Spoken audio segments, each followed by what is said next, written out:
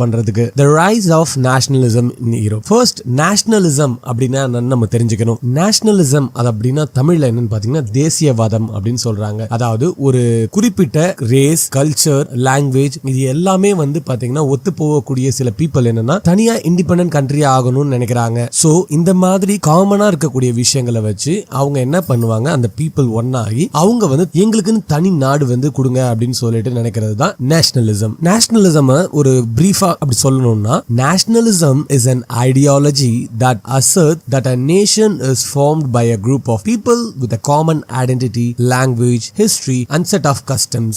So இத நீங்க படிச்சுக்கிட்டீங்கன்னா கூட உங்களுக்கு வந்து இதுல ஏதாவது 1 marks இல்ல 2 marksல கேட்கும்போது இத வச்சு நீங்க எழுதிக்கலாம். இப்போ நம்ம வந்து பாத்தீங்கன்னா மேக்ஸிமம் வந்து டெமோக்ராட்டிக் நேஷன்ல தான் வாழ்ந்துட்டு இருக்கோம். நம்ம இருக்கிறது வந்து டெமோக்ராட்டிக், இந்தியா டெமோக்ராட்டிக்கான ஒரு நேஷன் தான். சோ நேஷனலிசம் நம்ம பிலீவ் பண்றோம். சரி, உங்களுக்கு தெரியுமா இந்த கான்செப்ட் வந்து எங்க இருந்து வந்து உருவாச்சு? அது மட்டும் இல்லாம இந்த நேஷனலிசம்க்கும் யூரோப்புக்கும் என்ன கனெக்ஷன், யூரோப்பியன்ஸோட ட்ரீம்ஸ் என்ன? இந்த क्वेश्चनக்கான எல்லா பதிலையும் தான் வந்து இந்த சாப்டர்ல சொல்ல போறாங்க. யூரோப் அப்படின்றது என்னன்னு பாத்தீங்கன்னா ஒரு கான்டினென்ட் தான். இந்த யூரோப்ல வந்து கிட்டத்தட்ட வந்து பாத்தீங்கன்னா 51 countries and 5 territories இருக்கு. இந்த யூரோப்ல வந்து பாத்தீங்கன்னா 19th century அப்பதான் இந்த நேஷனலிசம்ன்ற ஐடியா வந்து ரொம்பவே ஃபாஸ்டா ஸ்ட்ராங்கா க்ரோ ஆகுது. இந்த 19th centuryல தான் பொலிட்டிக்கல் சேஞ்சஸும் நிறைய நடக்க ஆரம்பிக்குது. இதோடைய விளைவா என்ன ஆகுதுன்னா, இந்த டைனஸ்டிக் எம்பையரா இருக்கு இல்லையா, அதாவது கிங் ரூல்ல இருந்து இப்ப என்ன ஆகுது, முழுக்க முழுக்க வந்து பாத்தீங்கன்னா நேஷனல் ஸ்டேட் ரூலா மாறுது. அதாவது கவர்மெண்ட் மாதிரி ரெடி பண்ணி அவங்க கையில போகுது. அதாவது ஒரு பர்டிகுலர் பீப்புள்ஸ் அவங்களுடைய ரேஸ், ஐடென்டிட்டி அண்ட் அவங்களுடைய குரூப் ஆஃப் பீப்புளோடைய பிலீஃப் எல்லாம் ஒன்னா இருக்கிறதால அவங்க ஒரு நேஷனா உருவாகுறாங்க. இதை நம்ம இப்ப தெரிஞ்சுக்கணும்னா பிரெஞ்சு ரெவல்யூஷனை பத்தி தெரிஞ்சுக்கணும். ஏன்னா பிரெஞ்சு ரெவல்யூஷன் தான் இந்த மாதிரி நேஷனலிசம் ஒரு கான்செப்டை வந்து பாத்தீங்கன்னா ஃபர்ஸ்டே வந்து ரொம்ப இன்ஸ்பைரிங்கா கொண்டு வந்தாங்க அப்படின்னு சொல்றாங்க. இந்த ஐடியாவே வந்து பாத்தீங்கன்னா அவங்கள இருந்தா ஸ்டார்ட் ஆச்சு அப்படின்னு சொல்றாங்க. சோ தட் நம்ம பிரெஞ்சு ரெவல்யூஷன் என்னன்னு தெரிஞ்சுக்கணும். இப்போ வாங்க இந்த French revolution and the idea of the நேஷனை பார்த்துடலாம். பிரெஞ்சு ரெவல்யூஷன் வந்து பாத்தீங்கன்னா 1789ல ஸ்டார்ட் பண்றாங்க. இது அவங்களுடைய ஐடியாவே என்னன்னா லிபர்ட்டி, ஈக்குவாலிட்டி அண்ட் ஃப்ரெட்டர்னிட்டி, அதாவது எல்லாருக்கும் ஈக்குவலாகவும் பிரதர்ஹுட்டாகவும் அதுக்கப்புறம் வந்து பாத்தீங்கன்னா ஒரு சம உரிமை எல்லாருக்கும் இருக்கணும்ன்ற கான்செப்ட் தான் இந்த நேஷனலிசம். இதை வந்து பிரான்ஸ் தான் ஃபர்ஸ்ட் வந்து இன்ட்ரோடியூஸ் பண்றாங்க. ஈவன் உங்களுக்கு இப்போ வரைக்கும் கூட பாத்தீங்கன்னா பிரான்ஸ்ல வந்து பாத்தீங்கன்னா வீக்லி 4 days ஒர்க் பண்ணா போதும். அந்த ரெவல்யூஷன்ஸ் அந்த ஒரு தாக்கம் வந்து பாத்தீங்கன்னா இப்பவுமே அங்க இருக்கு. நிறைய பேர் அதனால தான் வந்து பிரான்ஸ்க்கு போயிட்டு ஒர்க் பண்ணணும்னு நினைப்பாங்க. பிரான்ஸ் வந்து பாத்தீங்கன்னா ஒரு டெரிட்டோரியல் ஸ்டேட், அதாவது அது தனக்கு தானே முடிவெடுக்கக்கூடிய எல்லா சுதந்திரமும் இருக்கக்கூடிய ஒரு ஸ்டேட் தான். இந்த பிரான்ஸை வந்து ரூல் பண்றது யாருன்னு பாத்தீங்கன்னா ஒரு மொனார்கி பர்சன் தான். மொனார்கி அப்படின்னா வந்து பாத்தீங்கன்னா ஒரு கிங் மாதிரி நீங்க நினைச்சுக்கோங்க. சோ ஒரு மொனார்கி அப்படின்னா வந்து பாத்தீங்கன்னா ஒரு கிங்கோடைய டிசிஷன் தான் லாஸ்ட். அவர் என்ன நினைக்கிறாரோ அதை பண்ணலாம். அந்த மாதிரி தான் வந்து இந்த பிரெஞ்சு டெரிட்டோரியல் ஸ்டேட்டும் இருந்தது. சோ இதெல்லாம் வேண்டாம்னு சொல்லிட்டு தான் பிரெஞ்சு ரெவல்யூஷன்ல இந்த மாதிரி வந்து nation and nationalism in France அப்படின்ற ஒரு கான்செப்ட் அவங்க உள்ள கொண்டு வராங்க. சோ இந்த நேஷனலிசம் இன் பிரான்ஸ் அந்த கான்செப்ட்ல என்னன்னா எல்லாருமே வந்து ஈக்குவல் ரைட்ஸை வந்து என்ஜாய் பண்ணலாம். இதுல வந்து சுப்பீரியர்னு யாரும் கிடையாது, இன்ஃபீரியர்னு யாரும் கிடையாது. சோ எல்லாருக்குமே வந்து சமத்துவம் அண்ட் ஆல்சோ எல்லாருக்கும் வந்து ஈக்குவல் ரைட்ஸ் கொடுக்கணும்ன்ற மாதிரி சொல்றாங்க. சோ இதை பிரெஞ்சு எம்பசைஸ் பண்றதுக்காக என்ன பண்றாங்க, அவங்க வந்து நிறைய நியூ ஐடியாஸை இன்ட்ரோடியூஸ் பண்றாங்க. அதாவது நிறைய புது ஐடென்டிட்டி அந்த பிரெஞ்சு சிட்டிசனுக்கு தெரியணும் அப்படின்றதுக்காக ஒரு ஐடியா கொண்டு வராங்க. அந்த பிரெஞ்சு ரெவல்யூஷனரியில அவங்க கொண்டு வந்த விஷயம் என்னன்னு பாத்தீங்கன்னா, ஃபர்ஸ்ட் அதுல என்னன்னு பாத்தீங்கன்னா ராயல் பிளாக ரீப்ளேஸ் பண்ணி நியூ ட்ரை கலர் பிளாகா மாத்தினாங்க. செகண்ட் வந்து பாத்தீங்கன்னா இந்த பிரெஞ்சு ஆக்டிவ் சிட்டிசன்ஸை வச்சு ஒரு எலெக்ஷன் கண்டக்ட் பண்றாங்க. அதாவது நேஷனல் அசம்பிளி அப்படின்ற ஒரு நேம்ல ஒரு எலெக்ஷன் வச்சு ஆக்டிவ் சிட்டிசன்ஸா இருக்கவங்கள ஓட்டு போட வச்சு எஸ்டேட் ஜெனரல் எல்லாம் வந்து செலக்ட் பண்றாங்க.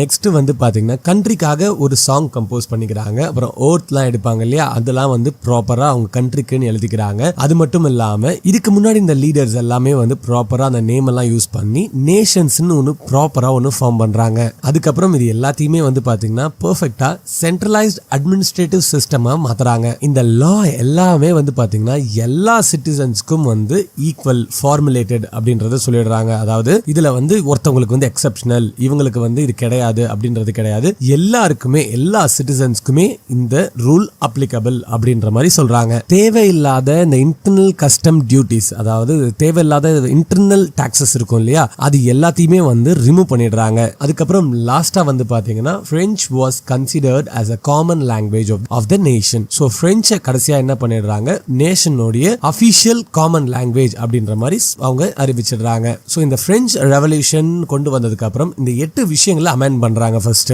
இது மட்டும் இல்லாம பிரெஞ்சு ரெவல்யூஷனரி ரெவல்யூஷனரிஸ் பீப்புள் இருப்பாங்க இல்லையா. ஸோ இந்த பிரெஞ்சு ரெவல்யூஷன் ஐடியாஸை வந்து பாத்தீங்கன்னா முடிஞ்ச அளவுக்கு ஸ்ப்ரெட் பண்றாங்க. ஐடியா ஆஃப் நேஷனலிசம் சொல்லிட்டு நிறைய பேர்கிட்ட ஹெல்ப் கேட்கறாங்க.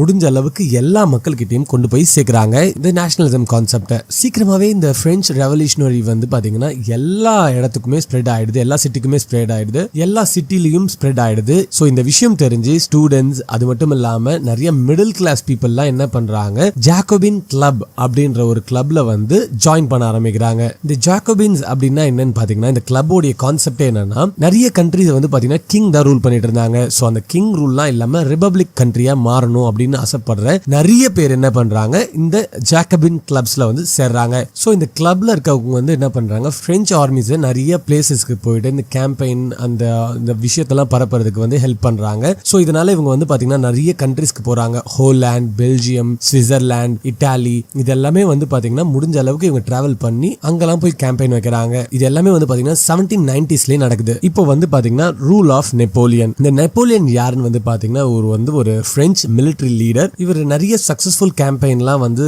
பிரெஞ்சு ரெவல்யூஷனரி வார்ல வந்து சக்சஸ்ஃபுல்லா பேசி முடிக்கிறாரு. அது மட்டும் இல்லாம யூரோப்ல இருக்கக்கூடிய நிறைய பிளேசஸையும் இவர் கேப்சர் பண்றாரு. இந்த நெப்போலியன் அப்படின்றவர் வந்து பாத்தீங்கன்னா ஒரு மிலிட்டரி லீடர். இவர் வந்து பிரெஞ்சுக்கு வந்து பிரெஞ்சு ரெவல்யூஷன்ல வந்து ஒரு முக்கியமான பர்சன். ஏன்னா 1804க்கு பவருக்கு வராரு. இவருடைய பேச்சு திறமையாலும் நெப்போலியன் இவருடைய கேம்பெயின்ல நல்லாவே பேசுவாரு. இவரு நல்லா பேசுறத வச்சு இவர் கிட்டத்தட்ட வந்து பாத்தீங்கன்னா யூரோப்ல இருக்கக்கூடிய நிறைய கண்ட்ரிஸை வந்து இவர் வந்து கேப்சர் பண்றாரு. சோ கொஞ்சம் கொஞ்சமா நம்ம நெப்போலியன் வந்து பவருக்கும் வந்துடுறாரு. இவர் பவருக்கு வந்த உடனே பிரான்ஸ்ல வந்து பாத்தீங்கன்னா டெமோக்ரஸின்ற வார்த்தையே வந்து அழிச்சிட்டாரு. முழுக்க வந்து பாத்தீங்கன்னா அவர் எடுக்கிற டிசிஷன் மாதிரி அவர் ஃபுல்லா எல்லாத்தையும் முடிவு பண்ண ஆரம்பிக்கிறாரு. பட் இந்த நெப்போலியன் என்ன பண்றாரு, அட்மினிஸ்ட்ரேட்டிவ் ஃபீல்ட்ல வந்து என்ன பண்றாரு, இதுக்கு முன்னாடி இருந்த சிஸ்டம்ஸ் எல்லாத்தையுமே வந்து எஃபிஷியன்ட் ஆகி இன்னும் லாஜிக்கலா நிறைய விதமான நியூ சிவில் கோட கொண்டு வராரு. நெப்போலியானிக் கோட் ஆர் சிவில் கோட் அப்படின்னு சொல்றாரு. அவர் அமெண்ட் பண்ண அந்த ரூல்ஸ்ல என்னென்ன வரும்னு பாத்தீங்கன்னா,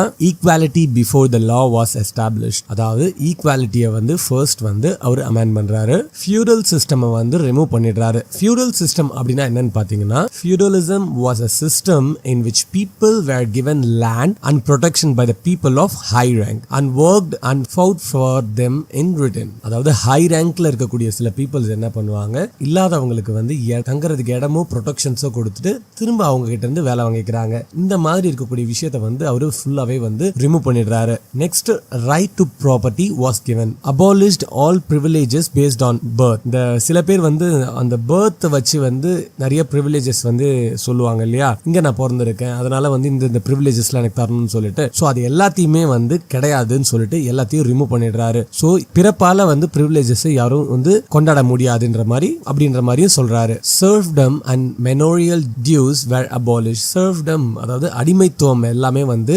ஒழிக்கப்பட்டுருச்சுன்னு சொல்றாரு. அதுக்கப்புறம் கடைசியா வந்து பாத்தீங்கன்னா டிரான்ஸ்போர்ட், கம்யூனிகேஷன் சிஸ்டம்ஸ் இது எல்லாத்தையுமே வந்து அதிகமா இம்ப்ரூவ் பண்றாரு. அவர் கொண்டு வந்த அந்த civil code R Napoleonic code, இதுல வந்து பாத்தீங்கன்னா இந்த 6 விஷயம் தான் ரொம்ப முக்கியமான விஷயம் நம்ம நெப்போலியனால கொண்டு வந்தது. இந்த கோடை வந்து பாத்தீங்கன்னா டச், சுவிட்சர்லாந்து, இட்டாலி, ஜெர்மன் எல்லா இடத்துலயுமே வந்து அமெண்ட் பண்றாரு. இதனால வந்து பாத்தீங்கன்னா விவசாயிகள், ஒர்க்கர்ஸ், பிசினஸ்மேன் எல்லாருமே வந்து பிகினிங்ல ரொம்பவே ஹாப்பியா ஃபீல் பண்றாங்க. எங்களுக்கு வந்து புது ஃப்ரீடம் கிடைச்சிச்சு அப்படின்னு கூட மக்கள் எல்லாம் நினைக்கிறாங்க. இந்த மாதிரி வந்து யூனிஃபார்மா ஒரு லா கொண்டு வந்தது, நேஷனல் கரன்சி எல்லாம் வந்து காமனா கொண்டு வந்திருக்கிறது, இது எல்லாமே வந்து பாத்தீங்கன்னா businessman, small scale good products peoples எல்லாருமே வந்து இதை ஃபர்ஸ்ட் வந்து என்ன பண்றாங்க, ரொம்ப ஹாப்பியா அக்செப்ட் பண்ணிக்கிறாங்க. இதுல வந்து பாத்தீங்கன்னா எக்ஸ்சேஞ்ச் ஆஃப் குட்ஸ் எல்லாமே வந்து ஒரு ரீஜன் டு இன்னொரு ரீஜன் ரொம்ப ஈஸியா நடக்குது அப்படின்னு சொல்லிட்டு ரொம்ப ஹாப்பியா ஆகுறாங்க எல்லாம். பிகினிங்ல எல்லாமே நல்லா போயிட்டு இருக்கும் பொழுது இந்த பிரெஞ்சு ஆர்மிஸையும் வந்து பாத்தீங்கன்னா நிறைய கண்ட்ரிஸ் அக்செப்ட் பண்ணி உள்ள விட்டுறாங்க.